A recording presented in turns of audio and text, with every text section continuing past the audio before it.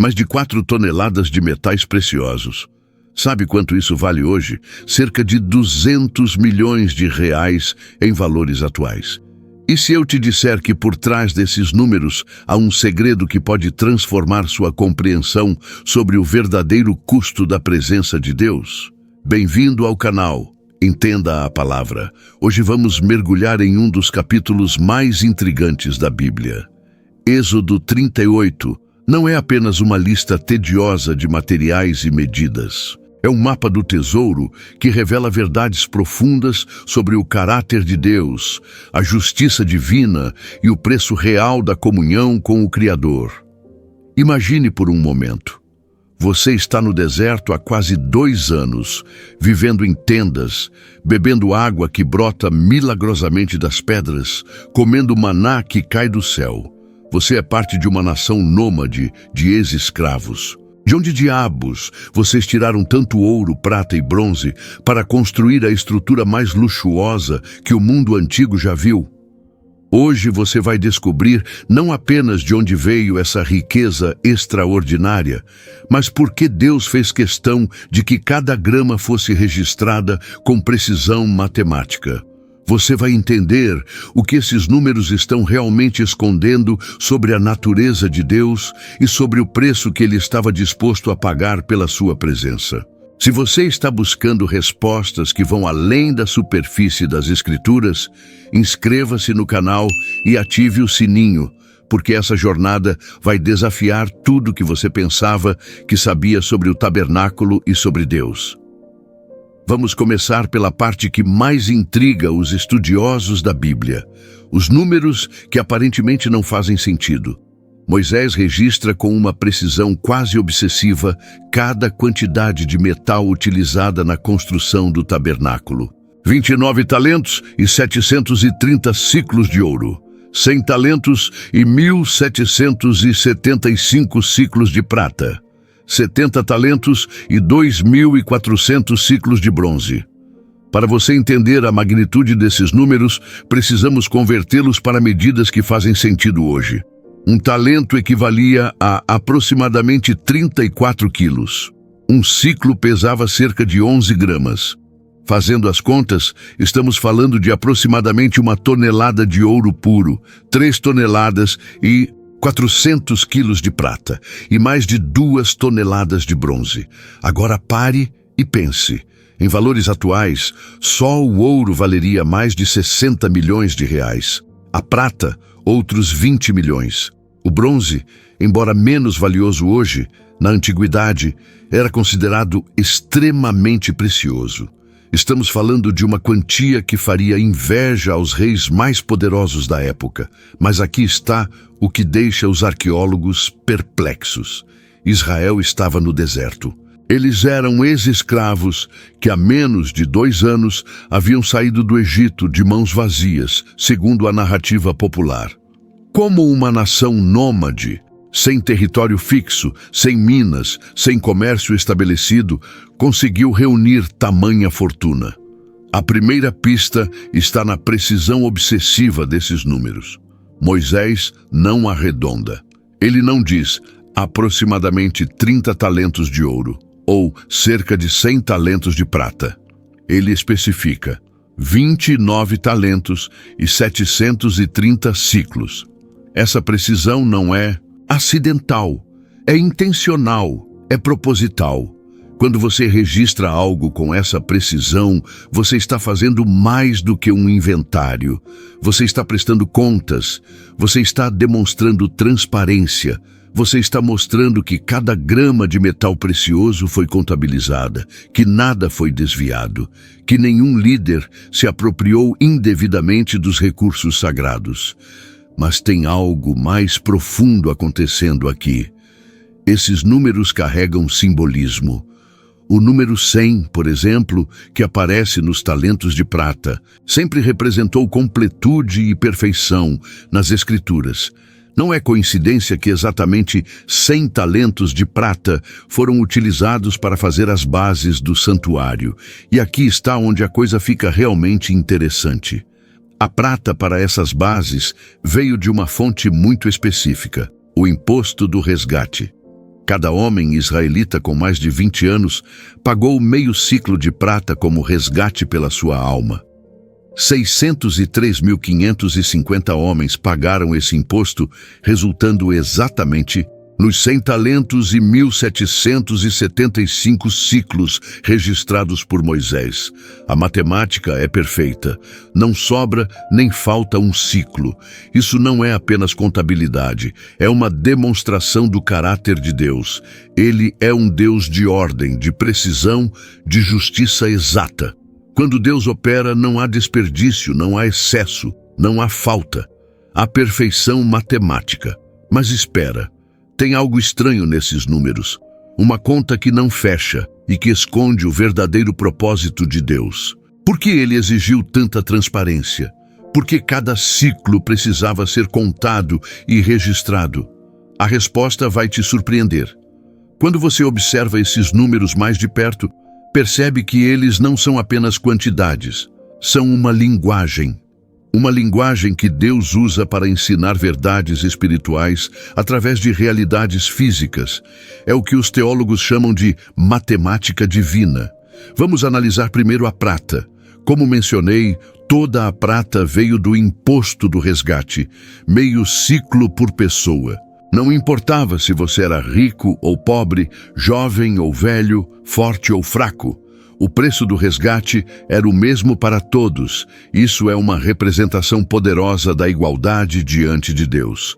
Sua salvação não custa mais ou menos dependendo do seu status social. O preço é o mesmo para todos. Mas por que meio ciclo? Por que não um ciclo inteiro? Aqui está uma verdade profunda. Meio ciclo representa incompletude. Cada pessoa sozinha é incompleta diante de Deus. Precisamos de algo mais, alguém mais, para completar nosso resgate. É uma profecia embutida na própria estrutura do tabernáculo. O número 100, que aparece nos talentos de prata, é composto de 10 vezes 10. 10 é o número da totalidade terrena, da completude humana. 100 representa a perfeição dessa completude. As bases do santuário, feitas com essa prata, simbolizam o fundamento perfeito sobre o qual a presença de Deus habitaria entre os homens. Agora, observe a precisão matemática. 603.550 homens multiplicados por meio ciclo resultam exatamente em 3.025 ciclos. Convertendo para talentos, dá exatamente 100 talentos e 1.775 ciclos. Não sobra, nem falta, nenhum ciclo. Essa precisão matemática não é apenas impressionante. Ela é reveladora do caráter de Deus. Deus não é um Deus de aproximações. Ele não trabalha com mais ou menos. Quando Deus estabelece algo, é exato. Quando ele faz uma promessa, ela se cumpre precisamente. Quando ele determina o preço do resgate, não há negociação, não há desconto, não há parcelamento. E aqui está uma verdade que muitos líderes hoje precisam aprender. Deus exigiu que Moisés prestasse contas públicas de cada ciclo arrecadado. Não houve caixa 2, não houve verba secreta, não houve uso pessoal dos recursos sagrados. Tudo foi registrado, contado e tornando público. A transparência não era apenas uma opção para Moisés, era um mandamento divino. Quem lida com as coisas sagradas deve prestar contas públicas. Quem administra recursos dedicados a Deus deve ser transparente até o último centavo. A matemática divina não aceita números maquiados, mas aqui está o que ninguém te contou. Esse ouro não era apenas para decoração. Ele carregava uma mensagem profética sobre o futuro da humanidade. Uma mensagem que só faz sentido quando você entende por que especificamente esses 3 metais foram escolhidos por Deus. O segredo está nas propriedades únicas de cada metal. O ouro não enferruja, não se corrompe, não perde seu brilho com o tempo. É o metal da eternidade, da incorruptibilidade. No tabernáculo, o ouro cobria tudo que estava diretamente relacionado à presença divina: a arca da aliança, o propiciatório, os querubins, o altar do incenso. A prata, como vimos, representava a redenção. Era o metal do resgate, do preço pago para liberar alguém da escravidão ou da morte. Cada base do santuário era feita de prata porque o fundamento da presença de Deus entre os homens é sempre a redenção. O bronze é o metal do julgamento. Ele brilha como fogo quando polido, e fogo sempre representou o julgamento divino nas Escrituras. O altar do holocausto era todo revestido de bronze, porque ali o pecado era julgado e consumido pelo fogo. A bacia de bronze, onde os sacerdotes se purificavam, simbolizava a necessidade de limpeza antes de se aproximar do santo. Cada metal conta uma parte da história da redenção. O bronze nos lembra que somos pecadores sob julgamento. A prata declara que um preço de resgate foi pago. O ouro revela a natureza incorruptível e eterna daquele que pagou o preço. Agora conecte os pontos comigo. 1500 anos depois da construção do tabernáculo, um homem caminha em direção a uma cruz. Ele está prestes a ser julgado pelos pecados da humanidade, o bronze se manifestando em sua forma mais real. Ele é o preço do resgate, a prata que comprará a liberdade de toda a humanidade. E ele é o próprio Deus encarnado, o ouro incorruptível, que nem a morte conseguirá manchar. Jesus é o cumprimento profético de cada metal do tabernáculo. Ele experimentou o julgamento do bronze, pagou o preço da prata e revelou a incorruptibilidade do ouro através de sua ressurreição. O tabernáculo inteiro era uma profecia de Cristo construída em 3 dimensões. Mas de onde veio todo esse metal precioso? A resposta vai fazer você entender por que Deus permitiu que Israel passasse 400 anos na escravidão. A resposta está no que aconteceu na noite da última praga do Egito. E quando você descobrir de onde veio todo esse ouro, vai entender por que Deus permitiu que Israel fosse escravizado por 400 anos. Vai entender que não foi crueldade divina. Foi estratégia, foi justiça. Foi um plano que envolveu gerações para ensinar uma lição eterna sobre como Deus transforma a opressão em adoração. A Bíblia registra em Êxodo capítulo 12, versículos 35 e 36. Fizeram, pois, os filhos de Israel conforme a palavra de Moisés, e pediram aos egípcios objetos de prata, objetos de ouro e roupas. O Senhor deu graça ao povo aos olhos dos egípcios, de maneira que lhes davam o que pediam. Assim, despojaram os egípcios. Despojaram os egípcios. Essa palavra em hebraico é natzal, que significa literalmente arrancar, tirar à força, recuperar algo que foi roubado. Os israelitas não estavam saqueando o Egito. Eles estavam recuperando o que lhes pertencia por direito. Pense nisso. 430 anos de trabalho escravo. Gerações de israelitas que construíram as cidades do Egito, que fizeram os tijolos, que cavaram os canais, que cultivaram os campos sem receber um centavo de salário. Se você calcular o valor do trabalho de 2 milhões de pessoas ao longo de mais de 4 séculos, chegará a uma quantia astronômica. O ouro, a prata e o bronze que saíram do Egito com Israel não eram presentes, eram pagamento. Eram o salário atrasado de 400 anos de servidão. Era a justiça divina operando através da economia. Deus tinha uma conta a cobrar do Egito e ela foi paga em metais preciosos. Mas aqui está a parte mais impressionante. Deus fez com que os próprios egípcios entregassem voluntariamente essa riqueza. A Bíblia diz que o Senhor deu graça ao povo aos olhos dos egípcios. A palavra graça aqui é chen em hebraico, que pode ser traduzida como favor sobrenatural. Deus sobrenaturalmente inclinou o coração dos egípcios a dar generosamente aos israelitas. Imagine a cena. Os mesmos egípcios que ontem chicoteavam os israelitas, hoje estão tirando seus colares de ouro e entregando a eles. As mesmas mulheres que desprezavam as escravas hebreias, agora estão dando suas joias de prata. Os mesmos senhores que tratavam os hebreus como animais, agora estão carregando seus braços com objetos de bronze. Isso não foi apenas uma transferência de riqueza. Foi uma reversão completa da ordem social. Foi uma demonstração de que Deus pode mudar o coração dos opressores e fazer com que eles mesmos paguem a conta da justiça. Foi um milagre econômico tão impressionante quanto a abertura do Mar Vermelho. E agora você entende por que Moisés registrou cada grama de metal com tanta precisão.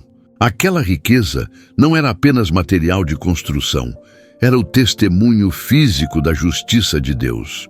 Era a prova de que Deus vê a opressão, conta os anos de sofrimento e, no tempo certo, exige pagamento. Cada ciclo de ouro que brilhava no lugar santíssimo era uma lembrança de que Deus não esquece os oprimidos.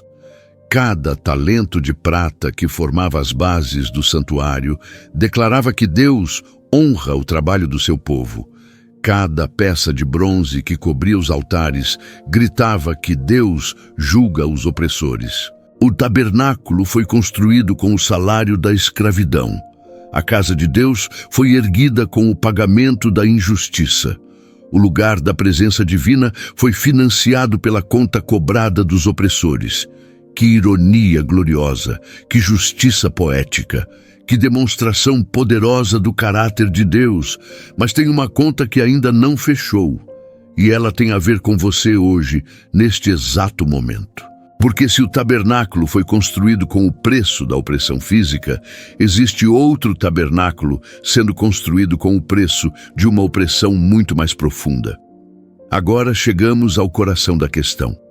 O que esses números realmente revelam sobre o preço da presença de Deus? Porque por mais impressionante que seja o valor de 4 toneladas de metais preciosos, eles eram apenas uma sombra, um símbolo, uma representação física de algo infinitamente mais valioso. O verdadeiro preço da presença divina nunca foi ouro, prata ou bronze. O verdadeiro preço sempre foi sangue, vida. A substância mais preciosa do universo não se encontra nas minas da terra, mas nas veias dos seres vivos. E isso fica claro quando você entende o que realmente acontecia dentro daquele tabernáculo dourado. Todos os dias, manhã e tarde, animais eram sacrificados no altar de bronze. Cordeiros, touros, cabras derramavam seu sangue sobre aquele metal que simbolizava o julgamento divino. O sangue escorria pelas laterais do altar, era coletado em bacias, aspergido sobre o povo. A presença de Deus custava vida. Hebreus capítulo 9, versículo 22 nos diz: sem derramamento de sangue não há remissão de pecados. Toda aquela riqueza metálica do tabernáculo era apenas o recipiente. O conteúdo, o que realmente importava, era o sangue que fluía sobre ela. Pense nisso. Durante os 1500 anos de existência do sistema sacrificial, desde o tabernáculo até a destruição do templo, milhões de animais morreram para manter a presença de Deus habitando entre os homens. Rios de sangue correram sobre aqueles altares preciosos. O preço real da presença não se media em quilos de ouro, mas em litros de sangue. Mas aqui está o que é ainda mais impressionante. Todo aquele sangue, toda aquela morte, todos aqueles sacrifícios não eram suficientes. Hebreus capítulo 10, versículo 4 declara: é impossível que o sangue de touros e cabras remova pecados. Os sacrifícios do Antigo Testamento eram apenas um cartão de crédito cósmico. A conta real ainda não havia sido paga. O tabernáculo e todos os seus metais preciosos eram uma promissória, uma declaração de que alguém, em algum lugar, no tempo certo, pagaria o preço real da presença divina. alguém cujo sangue valeria mais do que todo o ouro da terra, alguém cuja vida pagaria a conta de toda a humanidade. E então, 1500 anos depois da construção do tabernáculo, em uma colina chamada Calvário, a promissória foi quitada. O preço real foi pago, não com ouro incorruptível, mas com sangue incorruptível. Não com prata do resgate, mas com a vida daquele que é o próprio resgate. Não com bronze do julgamento, mas com o corpo daquele que tomou sobre si todo o julgamento. Jesus Cristo é o antitipo de todos os metais do tabernáculo. Ele é mais precioso que o ouro, porque sua natureza divina é verdadeiramente incorruptível. Ele é o preço do resgate que a prata apenas simbolizava.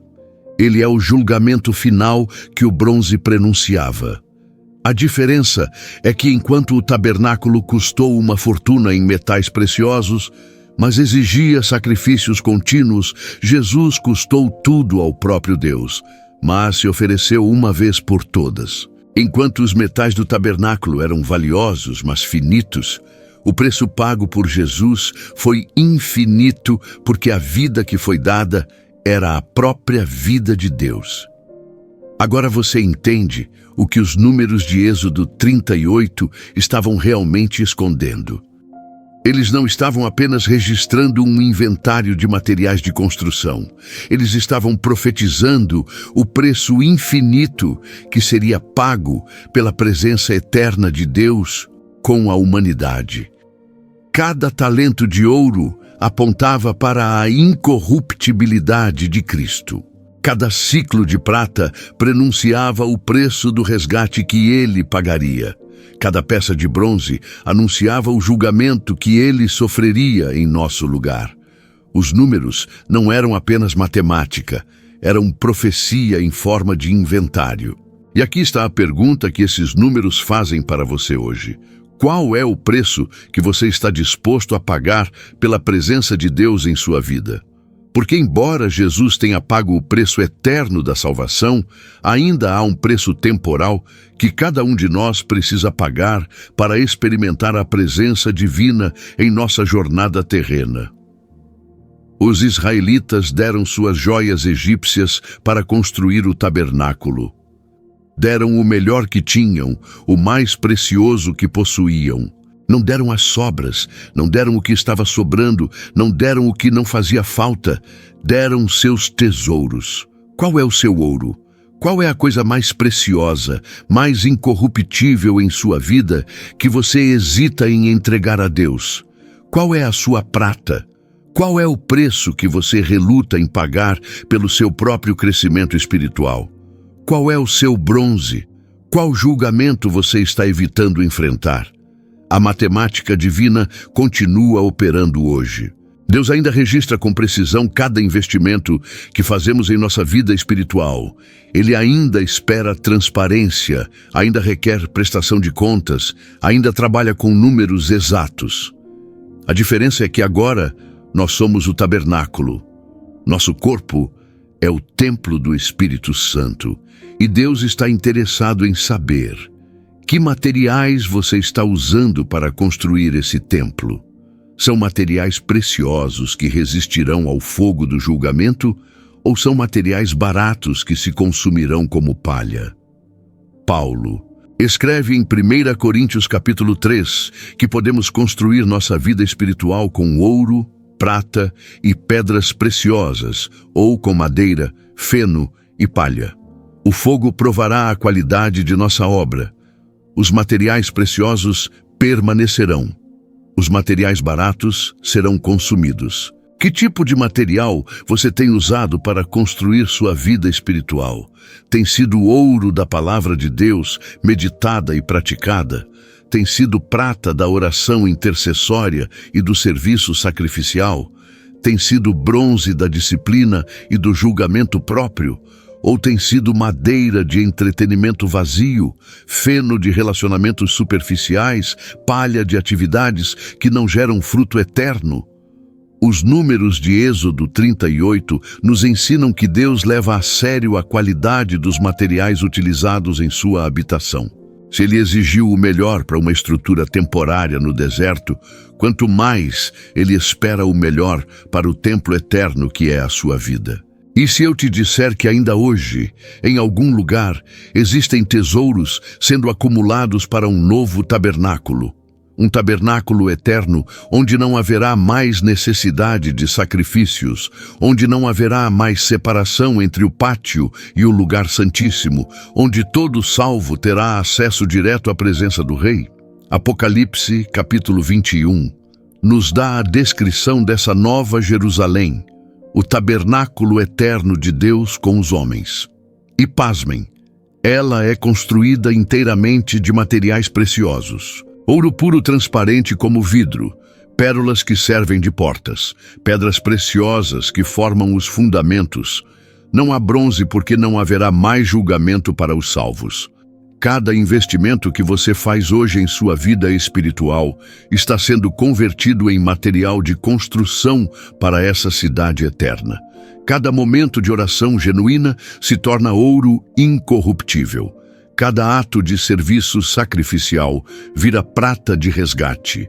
Cada disciplina espiritual se transforma em pedra preciosa para os fundamentos eternos. A matemática divina continua operando. Deus ainda está contando, registrando, acumulando.